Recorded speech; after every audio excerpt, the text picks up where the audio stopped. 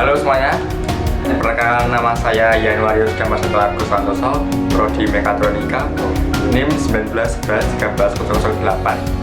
Di bagian workshop 3 ini, saya bertugas sebagai membuat program PID dan juga untuk memwiring tambahan komponen-komponen serta pembelian komponen. Oke, langsung pada teman saya. Halo semuanya, perkenalkan nama saya Edwardus Indrali Pratama, NIM 016. Tugas saya dalam workshop kali ini adalah dalam pembelian komponen, kemudian membuat program sekuensial, dan memperbaiki jika ada alat yang rusak. Perkenalkan, nama saya Didya Suryusmarto, NIM 1911-13004. Tugas saya di sini untuk pengecekan kondisi conveyor, pembelian komponen, dan pemrograman sekuensial. Perkenalkan, nama saya Bernardino Faisal Rinaldi, NIM 191113020. Di sini tugas saya adalah wiring, pembelian komponen, dan program PID. Terima kasih. Baik, di sini saya akan menjelaskan tentang flowchart WS ketiga. Jika tombol start ditekan, maka sensor 1 akan mendeteksi, lalu motor berjalan CW menuju ke sensor 2. Jika sensor 2 mendeteksi, berbarengan dengan sensor 2 mendeteksi, 7 segmen akan mulai menghitung, lalu motor berjalan CCW, lalu menuju sensor 1 lagi, kemudian motor berhenti. Oke, baik teman-teman. Sini pada bagian ini saya akan menjelaskan dari simulasi cara kerja conveyor serta dengan sekuensialnya. Kita mulai simulasinya. Jika tombol start ditekan, maka sensor turbin akan berdeteksi dan benda akan bergerak maju sampai ke sensor diffuse, kemudian akan counter 7 segmen akan menghitung 1 dan akan mundur. Kemudian jika ditekan lagi dan sensor turbin mendeteksi, benda akan maju lagi sampai diffuse dan akan mundur sampai turbin lagi. Seterusnya sampai dengan angka 9 dan akan reset ke 0. Di sini ada tombol stop digunakan untuk menyetop program dan juga untuk mereset program, mereset counter untuk dimasukin 0 lagi. Kita coba di sini. Jika tombol start ditekan dan sensor turbin mendeteksi, maka kemudian lagi counter akan menghitung 2, kemudian lagi 3, lagi 4, kita tekan start lagi 5, tekan start lagi 6, dan tekan start lagi 7, 8, 9, dan kita set lagi akan mulai dari 0 lagi dan 1. Ketika tombol stop, maka counter akan mulai lagi ke angka 0. Oke, itu dia simulasinya dari conveyor ini. Kemudian kita lanjut lagi ke bagian selanjutnya. Terima kasih. Baik, di sini saya akan menjelaskan mengenai grafik respons sistem. Ketika ada penekanan terhadap conveyor, maka sinyal PWM akan naik dan meningkatkan laju conveyor. Kemudian peningkatan PWM tadi adalah upaya PID untuk melawan tahanan laju conveyor oleh tangan Anda. Oke, saya akan start conveyornya. Saya lepas dulu. Di sini akan tertampil grafik dari respons sistemnya. Yang berwarna biru adalah set point, yang berwarna hijau adalah PWM, dan merah adalah PID.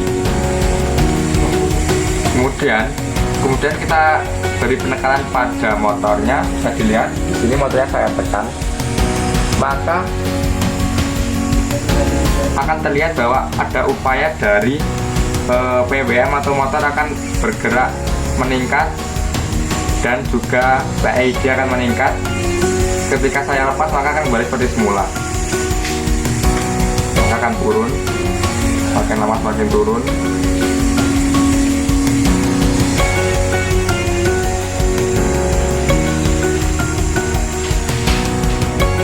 Baik, saya akan menjelaskan mengenai perubahan konstanta PID dan grafik respon sistemnya. Ini adalah dengan konstanta PID yang kami anggap pas, yaitu dengan nilai P sama dengan 3, I sama dengan 0,1, D sama dengan 2. Di sini terlihat grafik PWM yang berwarna merah ada di atas set point karena konveyor bergerak searah jarum jam, yaitu plus 50. Kemudian nanti ketika konveyor bergerak berbalik arah maka grafik merahnya akan di bawah warna biru, yaitu set point-nya.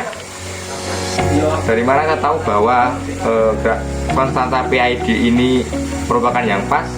Yaitu ketika motor ini ketika terjadi penekanan, dia akan langsung secara cepat mempertahankan kecepatannya, yaitu dengan otomatis menambah kecepatan dengan terlihat dari terdengar suara motornya. Kita lihat di sini untuk grafiknya, ketika saya penekanan di belt conveyor maka grafik akan berubah. Nah, motor akan dengan berusaha untuk mempertahankan kecepatannya. Jika saya lepas maka grafik akan kembali, dan kita lihat dari sisi konveyornya, bisa dilihat konveyor. Jika saya tekan maka suara motor akan lebih keras. Nah, lihat, itu adalah grafik PID yang pas. Baik, kita lanjut ke grafik PID yang tidak pas. Baik, di sini saya menjelaskan untuk konstanta PID yang tidak pas dengan nilai P3, I4 dan D2. Kita start di sini.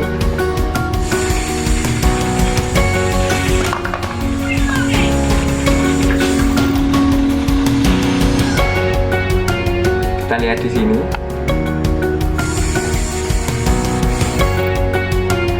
Nah, motor tidak akan langsung berbalik arah ketika sampai sensor diffuse. Dia akan berhenti dahulu, baru akan jalan lagi. Kita lihat ke konveyornya. Jika saya tombol start, saya tekan, dia akan berjalan, berhenti dahulu dan kemudian baru mulai untuk jalan lagi. Itu adalah sensor konstanta PID yang tidak pas. Dia akan lama dan mulai akan jalan lagi. Oke, itu untuk konstanta PID yang tidak pas. Baik teman-teman, kali ini saya akan menjelaskan rangkaian 7 segmen. Bisa dilihat di sini. Ini adalah rangkaian yang kami buat. Ini segmennya. Kita menggunakan IC 7447, IC tipe 7447. Kemudian ada resistor di sini yang untuk mengamankan ke segmen.